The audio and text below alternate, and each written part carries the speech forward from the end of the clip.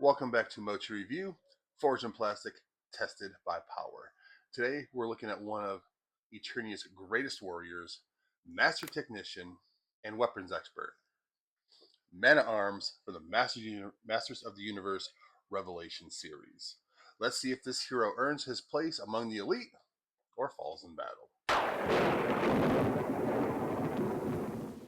Starting with the packaging, we've got the standard Revelation window box with, of course, the hieroglyphics on top.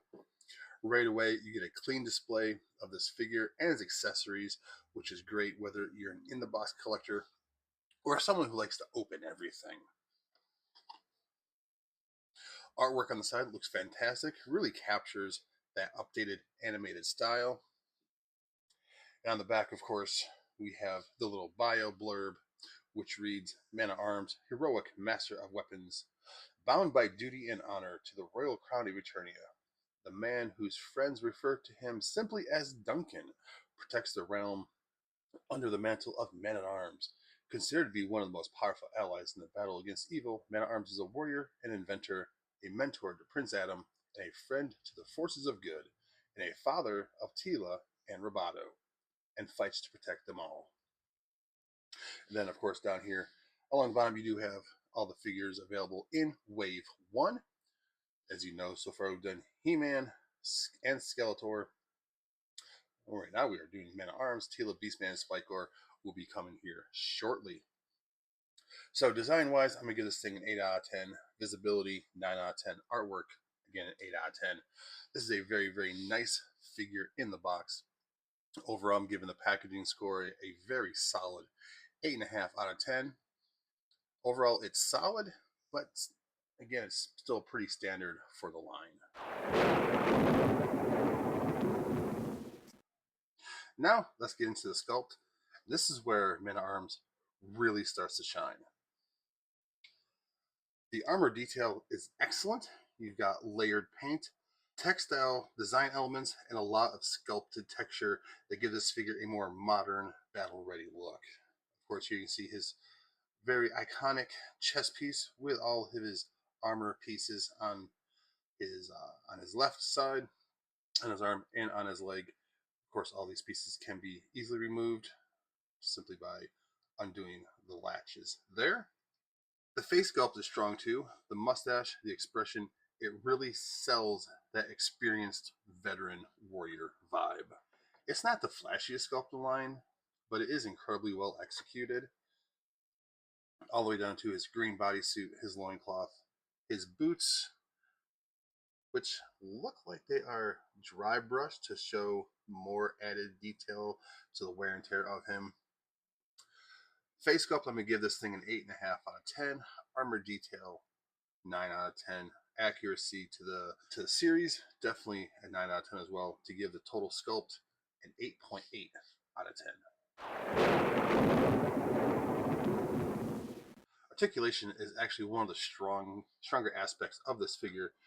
You've got good range in the shoulders, except for, even with this one, with the armor piece on there. Elbows, nice double joint. The legs can go out in the split, forward, back. This makes it easier to get him into action poses, aiming weapons, or just standing in defense. Unlike some figures in the line, there's not a lot of restriction here, which is a plus. You can see their full range of motion in the neck.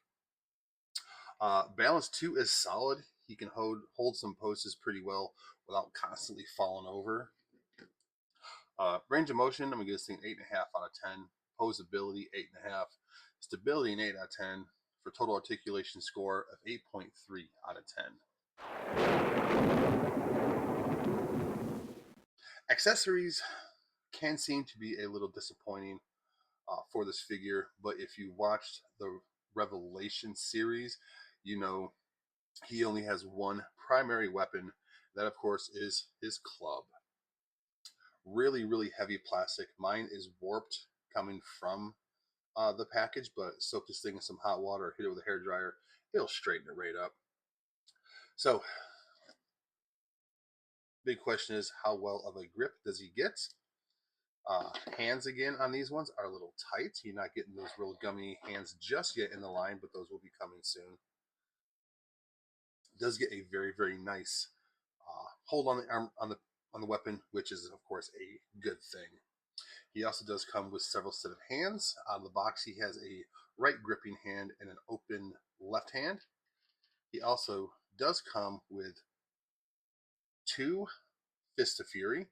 And I like this because if you notice on this one, his left hand has that little armor piece over the top of it, as to where the right one does not. Here, no armor piece on the left hand, on the right hand, I'm sorry, armor piece on the left hand. And then he also does come with a second open gripping hand, which is the left hand, and a second open splayed hand for the right side. So to switch these out, just like with the other figures, you just simply just pop it out at the wrist and plug in whichever piece you do want to put on.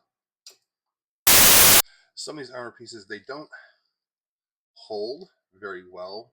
So if you're trying to change out in a hurry, just simply slow down, take your time, putting the arms or hands on that you want to use. And you shouldn't really have an issue if you just take your time. I, of course, am trying to rush through this on the video to make everything look so super easy, and I am causing myself to have some issues. So, for the scores, variety of accessories, I'm going to give Man at Arms a solid 9 out of 10. Quality, an 8.5 out of 10. And display value, definitely a 9 out of 10. To give this an overall accessory score of 8.8 out of 10. On the shelf, this figure looks great. The green and orange color scheme really pops, and he fits perfectly alongside He-Man and the Heroic Warriors. He might not steal the spotlight, but he absolutely strengthens the display, like any good support character should.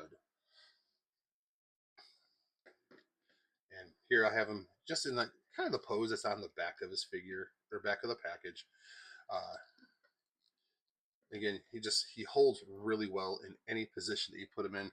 There you can see I don't even have his back foot flat on the table, and he's still holding a really nice pose. Shelf presence, 8.5 out of 10. Character likeness, this thing looks just like the animated series. I'm giving it a 9 out of 10. Display versatility, 8.5 out of 10. For a total display score, 8.7 out of 10. All right, let's bring it all together. Packaging, 8.5. Sculpt, 8.8. Articulation, 8.3. Accessories, 8.8. Display, 8.7. That's going to give Man at Arms a final score of 8.6 out of 10. Now let's place him in the MOTU Review Power Rankings. Man at Arms lands in the Heroic Warrior tier. A strong, reliable figure that absolutely earns his place among Eternia's finest. Here, as you can see on the leaderboard, he's currently sitting at number 3 with an overall score of 8.6, tied for Skeletor, number 2. It's kind of interesting there. If you're building your Masters Universe Revelation lineup, this is definitely a figure you don't want to skip. Let me know in the comments, where do you rank Man at Arms? And don't forget to like and subscribe, because here at MOTU Review, forged in plastic, tested by power.